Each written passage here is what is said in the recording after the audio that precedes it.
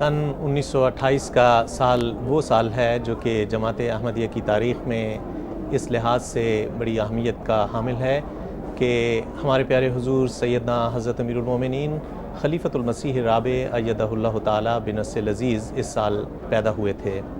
یہی وہ سال ہے جس سال قادیان پہلی دفعہ ریل کا آنا شروع ہوا تھا۔ اس بارے میں ہم آپ کو ابھی ایک دستاویزی فلم دکھائیں گے جس میں آپ اس ریل کو بھی دیکھ سکیں گے، اور اس کے ساتھ قادیان کے جلسہ سالانہ سن 1928 کی بعض جھلکیاں بھی پیش کی جائیں گی۔ آج ہمارے اسٹوڈیو میں مہمان خصوصی کے طور پر مکرم و محترم مرزا عبدالحق صاحب، جو کہ ایک لمبے عرصہ تک صوبائی امیر کی حیثیت سے جماعت کی خدمت انجام دیتے رہے ہیں، تشریف رکھتے ہیں۔ ہم ان سے اس بارے میں گفتگو بھی کریں گے۔ اس کے بعد ہمارے جو مختلف پروگرام پیش کیے جائیں گے ان میں مختلف احباب کے انٹرویوز ہوں گے۔ حضرت مسیح پاک علیہ الصلوۃ والسلام کا پاکیزہ منظوم کلام آپ سماعت فرمائیں گے، اور اس کے بعد بنگالی زبان میں ایک پروگرام پیش کیا جائے گا، اور اس کے بعد اسی طرح افریقہ کے بارے میں بھی ایک پروگرام آپ کی خدمت میں پیش کیا جائے گا۔ جیسا کہ اس سے قبل بھی اعلان کیا جا چکا ہے، سیدنا حضرت امیر المومنین خلیفۃ المسیح الرابع ایدہ اللہ تعالی بنصر العزیز آج جو تیسرے اجلاس میں خطاب فرمائیں گے، وہ اجلاس 4 بجے انشاءاللہ شروع ہوگا۔ تلاوت اور نظم کے بعد حضور ایدہ اللہ تعالی بنصر العزیز خطاب فرمائیں گے۔ اس کے بعد فرانسیسی زبان میں بھی ایک پروگرام آج پیش کیا جائے گا، اور آج کے جلسہ سالانہ برطانیہ کی بعض جھلکیاں آپ کو دکھائی جائیں گی۔ اس وقت مکرم و محترم مرزا عبدالحق صاحب ہمارے ساتھ اسٹوڈیو میں تشریف رکھتے ہیں۔ مرزا صاحب، آپ کو اللہ تعالیٰ نے یہ توفیق دی ہے کہ آپ بڑے لمبے عرصہ تک ہر سال جلسہ سالانہ میں شمولیت فرماتے رہے ہیں۔ ہمیں اس کے متعلق کچھ بتائیے کہ جو کچھ آپ کو یاد ہے جب سے آپ نے جلسہ سالانہ میں شمولیت کرنی شروع فرمائی، اس وقت سے لے کر کس قدر ترقیات آپ نے ملاحظہ کی؟ 1917 سے میں نے جلسہ سالانہ میں شمولیت اختیار کی شروع کی۔ 1917 سے لے کر آج تک ہمیشہ جلسہ سالانہ میں شامل ہوتا رہا ہوں۔ برطانیہ میں بھی جب آ گیا تو اس میں بھی یہ 9ویں دفعہ ہے، 9th ٹائم۔ تو اس سے پہلے قادیان میں ربوہ میں صرف ایک دفعہ ناغہ ہوا تھا، وہ سن 70 میں میری آنکھوں کا آپریشن ہوا تھا، تو اس دفعہ نہیں، وہ بھی شامل ہوا، ہمیشہ شامل ہوا 1917 سے۔ وہ صرف مشاورت میں 1 سال ناغہ ہوا ہے۔ تو 1917 میں معمولی تعداد تھی سامعین کی، لیکن جلسہ نہایت پرلطف ہوتا تھا اس وقت میں۔ جو روحانی ماحول تھا وہ اس قسم کا تھا کہ میں اس وقت کالج میں پڑھتا تھا، فرسٹ ایئر میں تھا 1917 میں۔ کس جگہ تھے؟ لاہور میں۔ جی۔ تو میں شملے سے آیا تھا، میٹرک میں نے شملے سے کیا تھا۔ تو لاہور سے پھر جلسہ دیکھنے گئے 1917 کا، تو اس وقت روحانی ماحول نہایت ہی اعلیٰ درجے کا تھا۔ لاہور میں کوئی سوال ہی نہیں پیدا ہوتا تھا اس قسم کے ماحول کا جو وہاں قادیان میں جا کر ہمیں ملا۔ سب طرف بڑے مخلص قسم کے بزرگ نظر آتے، ان کی باتیں کانوں میں پڑتی، بہت محبت اور پیار سے ملتے ایک دوسرے کو۔ پھر سب سے بڑی بات حضرت خلیفۃ المسیح ثانی رضی اللہ تعالیٰ عنہ کے لیکچر تھے جو نہایت ہی توجہ سے سنے جاتے تھے۔ بڑے لمبے لیکچر آپ نے دیے، لیکن وہ ایسے موضوعات پر تھے جو بہت دلچسپ تھے اور بڑے اخلاق کے ساتھ تعلق رکھنے والے تھے۔ وہ مضامین مثلا معرفت الہی ان میں سے ایک تھا، اسی طرح سے برکات خلافت ایک تھا، اس طرح اور مختلف قسم کے مضامین، بہت عمدہ مضامین ہوتے تھے۔ تو تقریب بھی آپ بڑی لمبی فرماتے تھے، اور اس وقت لاؤڈ اسپیکر کا انتظام بھی نہیں تھا۔ 1917 میں لاؤڈ اسپیکر نہیں تھے ابھی سے۔ تو یہ تقریریں ہم سننے کے لیے اسٹیج سے سامنے جا کر ہم نے بہت پہلے وہاں چادر بچھا لینی تاکہ وقت کے اوپر وہاں جا کر بیٹھ سکیں اور اپنے ساتھ موم بتیاں، دیا سلائی اور کاغذ اور قلم وغیرہ ساتھ لے کر جانے، تاکہ حضور کی تقریر اگر زیادہ لمبی ہو جائے، جیسا کہ بعض دفعہ ہو جاتی تھی کہ مغرب کے بعد تک بھی جاری رہتی تھی، تو اس وقت ابھی بجلی کا انتظام تو تھا نہیں، تو ورنہ موم بتیاں بھی ساتھ لے جاتے تھے تاکہ وہ جلا کر آپ کے نوٹ تقاریر کے لیتے رہے. تو بہت ہی پرلطف زمانہ تھا وہ. صاحب آپ جیسا کہ فرما رہے تھے ابھی کہ ان دنوں لاؤڈ سپیکر کا انتظام نہیں ہوتا تھا. ہاں جی نہیں. تو لازماً کثرت سے احباب شامل ہوتے ہوں گے. ہاں جی. تو سننے کا کیا انتظام کیا جاتا تھا؟ ویسے حضور کی آواز بڑی بلند ہو جاتی تھی، تو ویسے ارد گرد وہ لکڑیوں کے بناتے تھے اونچے کرنے کے لیے چاروں طرف. جی. درمیان میں ہم بیٹھتے تھے، ان لکڑیوں پر بھی بیٹھتے تھے لوگ، گیلریز. تو آواز ہی سنائی دیتی تھی آپ کی، اور ویسے کوئی آدمی مقرر نہیں ہوتا تھا اس کو دہرانے کے لیے. آواز ماشاءاللہ بہت اونچی ہوتی تھی آپ کی، اور خوب اچھی طرح سنائی دیتی. ہم تو بالکل پاس بیٹھتے تھے سامنے، ہمارے تو نہ سننے کا یا کم سننے کے سوال ہی پیدا نہیں ہوتا تھا، لیکن جو پیچھے ہوتے تھے ان کو بھی سنائی دیتا تھا. یہاں تک کہ کئی سال کے بعد جا کے لاؤڈ سپیکر شروع ہوا ہے، بہت سارے سالوں کے بعد، اور پھر اس لاؤڈ سپیکر میں تو پھر بہت آسانی پیدا ہو گئی. کوئی آپ کو ہے اندازہ، کوئی یادداشت کے مطابق کہ کب شروع ہوا تھا ہمارے جلسے سالانہ میں، کب انتظام کیا گیا؟ میرا یہ خیال ہے کہ 17 کے بعد کم سے کم 15 18 20 سال اتنا عرصہ لگا. اس کے بعد پھر جا کے لاؤڈ سپیکر ہوا. اچھا، اس کے بعد قادیان کے بعد پھر جب ہجرت ہو گئی پاکستان، قادیان میں جو جلسے تھے وہ تو بہت ہی بارونق تھے روحانیت کے لحاظ سے، بہت ہی. پھر وہاں سے جب ہجرت ہوئی ہے 1947 میں، تو ربوہ میں قیام ہو گیا مرکزی طور پر حضرت خلیفۃ المسیح کا. تو وہاں بھی جلسے بہت عمدہ ہوتے تھے، اور اسی طرح پر تعداد بھی پھر بڑی ہوتی ہے. جی. لاکھوں تک ہو گئی تعداد، آخری طور پر تو لاکھوں تک تھی، اور سننے کا انتظام بڑا باقاعدہ تھا لاؤڈ اسپیکر کے ذریعے. اور وہ مستورات کے جلسے میں بھی لاؤڈ اسپیکر کے ذریعے سے آواز جاتی تھی. تو یہاں بھی ماشاءاللہ بہت سارے ابھی لوگ وہیں کے تھے، صحابہ بھی ابھی کافی تھے جب یہاں پہلے آئے ہیں 1947 میں، اور روحانیت کا ماحول بھی ماشاءاللہ بہت اچھا تھا. سب سے پہلا جلسہ جو ربوہ میں ہوا، ہاں جی، وہ کب ہوا؟ میرے خیال 1948 میں، 49 میں ہوا. 49 میں. اس کے متعلق کچھ بتائیے ہمیں.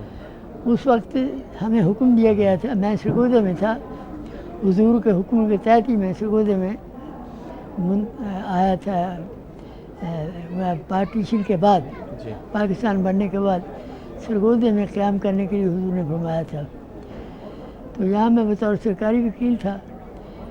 2 جنوری سن 48 کو میں نے سرکاری وکالت کا چارج لیا تھا. تو اس وقت حکم دیا تھا ہمیں کہ وہاں سے خیمے اپنے ساتھ لائیں جہاں سے آئیں، اور ان میں قیام ہوگا سب کا، اور اذانیں دی جائیں ربوہ کے چپا چپا پر اذانیں ہوں. تو یہ اس وقت ہم ٹینٹ لے کر آئے تھے 2 شامیانے، میں بھی اپنے ساتھ ربوہ سے سرگودہ سے لایا تھا، اور بھی سارے دوست شامیانے لائے تھے. ان میں ٹھہرے تھے دوست. اس وقت ابھی گرد و غبار بے شمار تھا، یہاں پانی کی بہت قلت تھی، لیکن حضور کی وجہ سے اور بزرگوں کی وجہ سے رونق بڑی تھی اس وقت میں. جی مرزا صاحب، ربوہ میں تو ماشاءاللہ اللہ تعالیٰ کے فضل و کرم سے بہت زیادہ تعداد ہوا کرتی تھی. مجھے یاد ہے کہ آخری جو جلسہ ہوا اس وقت تو کوئی 2,25,000 تک بھی تعداد ہو چکی تھی. اس کے بعد سیدنا حضرت امیر المومنین خلیفۃ المسیح رابع اید اللہ تعالیٰ بنصرہ العزیز جب سے یہاں انگلستان تشریف لائے ہیں، یہاں کے جلسوں میں بھی ہر سال اللہ کے فضل سے ترقی ہوتی چلی جا رہی ہے، اور تعداد بھی بڑھتی چلی جا رہی ہے جو حصہ لیتے ہیں. کل حضور نے فرمایا کہ پچھلے سال پہلے دن 14,000 تھی حاضری، جی لیکن کل 20,600 سے بھی اوپر تھی. جی. تو یہاں بھی ماحول جو نظر آتا ہے وہ روا کا سا ماحول ہی روا لگتا ہے. کیسے بن گیا ہے ضرور. یہاں بھی دوست بڑے اخلاص سے بیٹھتے ہیں، بزرگ کی تقریریں اسی طرح سے روحانی باتوں سے بھری ہوئی ہوتی ہیں جی اور بڑا لطف ہوتا ہے پیدا، الحمدللہ. بڑا روحانی ماحول پیدا ہو جاتا ہے. اور یہ ماحول باہر بالکل نہیں ملتا. جی یہ صرف جماعت احمدیہ کی خصوصیت ہے اللہ تعالیٰ کے فضل سے کہ اس قسم کا ماحول جلسے میں پیدا ہوتا ہے، اور دوسرے جلسے کوئی نسبت ہی نہیں ان جلسوں کی ہمارے جلسوں کے ساتھ. جی وہاں تو بالکل روحانیت سے خالی جیسے ہوتے ہیں یہ نظر آتا ہے. اور یہاں خدا تعالیٰ کے فضل سے بہت عمدہ تقاریر، علمی تقاریر، خصوصاً حضرت خلیفۃ المسیح رابع اللہ تعالیٰ کی علمی تقاریر اور ہر لفظ روحانی سے بھرا ہوا، تو اس کا بڑا لطف پیدا ہوتا ہے، کوئی شک نہیں. جیسا کہ میں نے ابتدا میں عرض کیا تھا کہ ابھی ہم وہ دستاویزی فلم دیکھیں گے جس میں سن 1928 میں قادیان کا جو جلسہ سالانہ تھا اس کی بعض جھلکیاں اس میں پیش کی جائیں گی، اور اسی طرح جو قادیان پہلی دفعہ ریل آئی ہے وہ بھی چونکہ سن 1928 میں تھی، وہ بھی اس فلم کا حصہ ہے. ایک امر اس بارے میں یہ بھی یاد رکھنا چاہیے کہ حضور ایدہ اللہ تعالیٰ بنص العزیز نے اس کے بارے میں یہ فرمایا تھا کہ جب پہلی دفعہ ریل قادیان آئی یعنی سن 1928 میں، وہ چونکہ حضور ایدہ اللہ تعالیٰ بنص العزیز کی پیدائش کا سال تھا، حضور ابھی پیدا ہوئے چند دن ہوئے ہوں گے یا چند ماہ ہوئے ہوں گے، اس لیے حضور تو اس میں سوار نہیں ہو سکے. لیکن جب حضور ایدہ اللہ تعالیٰ بنص العزیز نے چند سال قبل قادیان کا دورہ فرمایا، ہندوستان کا دورہ فرمایا، تو اس وقت پہلی دفعہ بڑے سالوں کے بعد تعطل کا جو ریل شکار رہی تھی، اس کے بعد اس کا پھر سے اجرا ہوا تھا کہ قادیان ریل آنا شروع ہوئی. تو حضور ایدہ اللہ تعالیٰ بنص العزیز نے ریل میں ہی قادیان کی طرف سفر اختیار فرمایا تھا، اور حضور نے فرمایا کہ میں اس کو مس نہیں کرنا چاہتا. تو آئیے اب اس فلم کی بعض جھلکیاں ہم دیکھتے ہیں.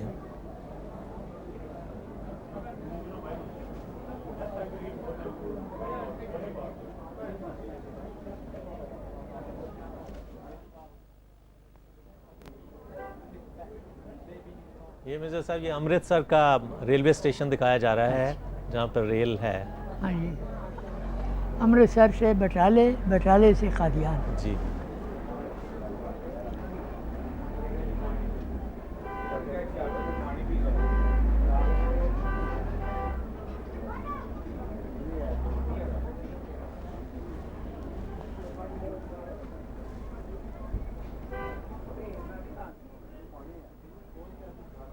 یہ جب ریل میں سفر کرتے ہیں تو مختلف کھیت رستے میں ہوتے ہیں، وہ دکھائے جا رہے ہیں. جی اور ریل جو کہ پرانے زمانے میں ہوتی تھی وہ کوئلوں سے جی سے ایندھن بنتا تھا، اور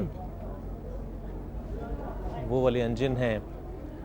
اور مرزا صاحب اس بارے میں آپ کوئی ہمیں بتائیے کہ آپ کی یادداشت کے مطابق جو سن 1928 میں پہلی دفعہ ریل قادیان آئی، جو جلسہ سالانہ ہوا، اس کے بارے میں کچھ ہمیں باتیں بتائیے. میں بھی غالباً اس گاڑی میں گیا تھا غالباً. اچھا جی. ہاں ویسے اس سے پہلے میں نے سفر کرنا شروع کر دیا تھا. میں گرداسپور سے قادیان ہر ہفتے آتا تھا، ہفتے کی شام کو آتا تھا، پیر کی صبح کو جاتا تھا. تو سیدھا ایک راستہ نکالا تھا بائیسیکل کا جو 18 میل تھا. تو پھر جب یہ گاڑی چلی ہے تو پھر بٹالے، گرداسپور سے بٹالے آ جانا، بٹالے سے پھر اس گاڑی میں آگے قادیان جانا. تو پہلے یہ الٹی واپس ہوتی تھی، یعنی ایک طرف الٹی جاتی تھی کیونکہ وہاں اس کو چکر دینے کا کوئی انتظام نہیں تھا. بعد میں کئی سال بعد جا کر انتظام ہوا ہے.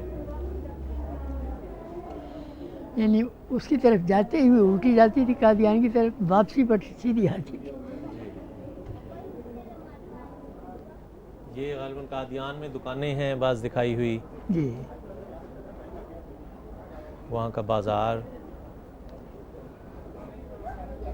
تو جلسہ سالانہ وہاں قادیان میں کس جگہ ہوا کرتا تھا؟ مسجد اقصیٰ کے، یعنی جو ہائی اسکول تھا نا، جی ہائی اسکول کے سامنے گراؤنڈ تھی. جی. مسجد اقصیٰ بھی وہیں تھی، اس کے سامنے ہوتا ہے.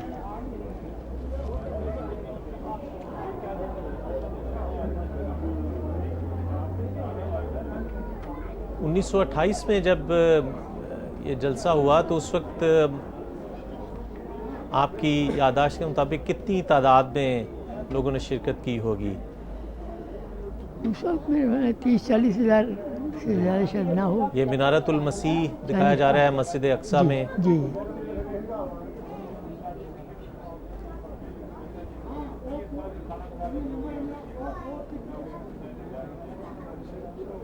چونکہ یہ بہت پرانی فلم ہے اور جی اس وقت چونکہ ایسا عمدہ انتظام بھی موجود نہیں ہوتا تھا، ہاں. گو یہ بھی بڑی غنیمت صاف ہے، نظر یہ آ رہی موجود ہے.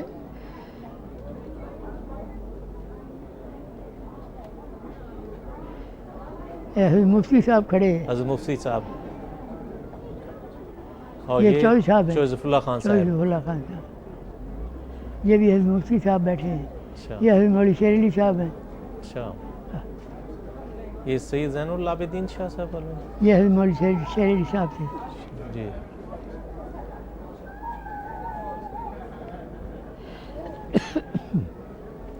یہ لنگر خانے کا انتظام جیسے جی. اس وقت دیگیں پکتی تھیں،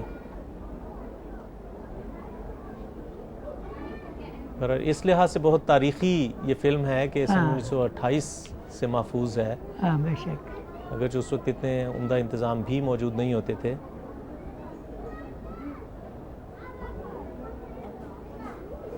دیکھیے حضرت اس وقت خلیفۃ المسیح ثانی رضی اللہ عنہ تشریف لا رہے ہیں. اس وقت پگڑیوں کا کتنا رواج تھا، پگڑیوں کا. جی یہ حضرت خلیفۃ المسیح کھڑے ہیں غالباً، حضرت مسلم موعود کھڑے ہیں جی. غالباً. حضرت المسلم الموعود خلیفۃ المسیح II رضی اللہ عنہ is addressing the annual gathering of the Ahmadi Muslim Jamaats in 1928 in Qadian. جی.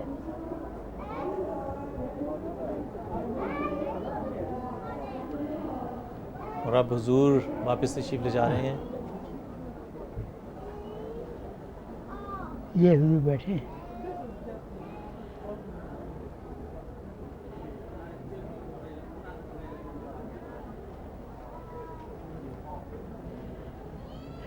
بڑی کافی گیدرنگ ہے. کافی جی بالکل کافی تعداد میں لوگ موجود ہیں. میرے تو خیال ہے یہ 50,000 سے اوپر ہوگا. جی.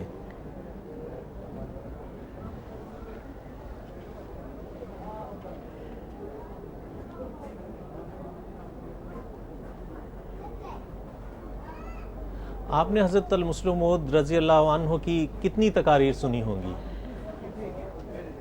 1917 سے لے کر آخر تک ساری. آخر تک. اچھا اور کبھی میں 1 منٹ کے لیے بھی آپ کی تقریب میں اٹھا نہیں تھا، ماشاء نہ ہی اٹھنے کی کبھی ضرورت پیش آئی، کبھی بھی نہیں اٹھا. جی.